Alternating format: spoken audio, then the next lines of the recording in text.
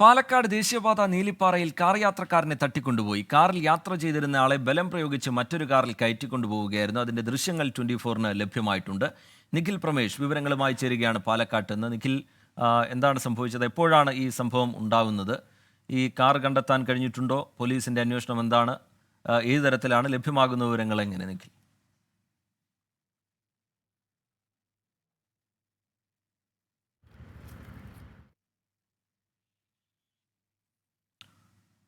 നിഖിൽ പ്രമേഷിലേക്ക് അല്പസമയത്തിനകം തന്നെ എത്താം. പാലക്കാട് ദേശീയപാതയിലാണ് നീലിപ്പാറയിൽ പട്ടാപ്പകൽ കാർ യാത്രക്കാരനെ തട്ടിക്കൊണ്ടുപോയി എന്നുള്ള വിവരം പുറത്തുവരുന്നത്. അതിൻ്റെ ദൃശ്യങ്ങളും ഇപ്പോൾ 24-ന് ലഭ്യമായിട്ടുണ്ട്. കാറിൽ യാത്ര ചെയ്തിരുന്ന ആളെ ബലം പ്രയോഗിച്ച് മറ്റൊരു കാറിലേക്ക് കയറ്റിക്കൊണ്ടുപോകുന്നതാണ് ദൃശ്യങ്ങൾ. പോലീസിൻ്റെ അന്വേഷണം എങ്ങനെയാണ് എന്നുള്ള കാര്യത്തിൽ നിഖിൽ പ്രമേഷ് അല്പസമയത്തിനകം തന്നെ വിവരങ്ങൾ പങ്കുവയ്ക്കും. നിഖിൽ പ്രമേഷ് നമുക്കൊപ്പം ചേരുന്നുണ്ട്. നിഖിൽ, വിവരങ്ങൾ എന്താണ് നിഖിൽ?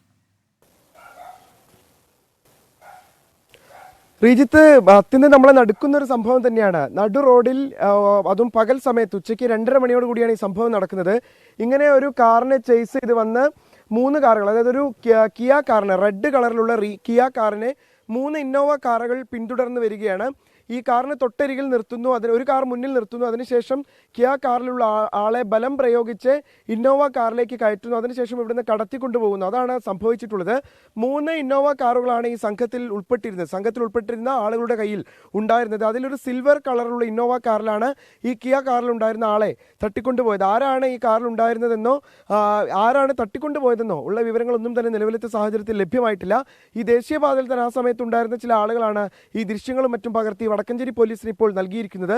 പോലീസ് ഈ സംഭവവുമായി ബന്ധപ്പെട്ട് ഇപ്പോൾ കേസെടുത്ത് അന്വേഷണം ആരംഭിച്ചിട്ടുണ്ട്. അവർക്ക് കൂടുതൽ വിവരങ്ങൾ നിലവിലത്തെ സാഹചര്യത്തിൽ ലഭ്യമായിട്ടില്ല.